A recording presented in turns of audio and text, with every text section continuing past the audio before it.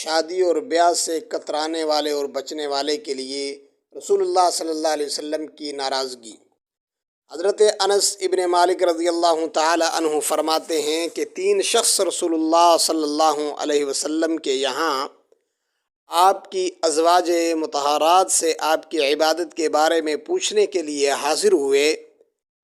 جب انہیں رسول اللہ صلی اللہ علیہ وسلم کی عبادت کے بارے میں تفصیلات بتائیں گئیں تو ان تینوں نے اس عبادت کو اپنے حق میں کم سمجھا اور کہنے لگے ہم کہاں اور اللہ تعالیٰ کے نبی کہاں۔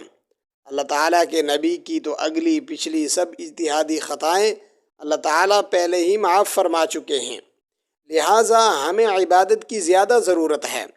چنانچہ ان میں سے ایک نے کہا میں ہمیشہ کے لیے پوری رات نماز پڑھوں گا، یعنی سوؤں گا نہیں۔ دوسرے نے کہا میں ہمیشہ نفلی روزے رکھوں گا، ناغہ نہیں کروں گا۔ تیسرے نے کہا میں عورتوں سے دور رہوں گا، لہٰذا کبھی شادی نہ کروں گا۔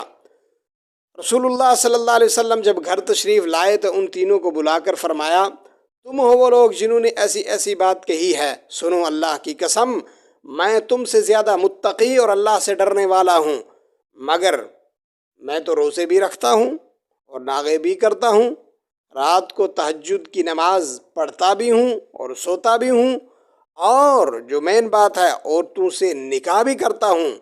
بس جس نے میرے طریقے سے اعراض کیا وہ مجھ سے یعنی میری امت سے نہیں ہے۔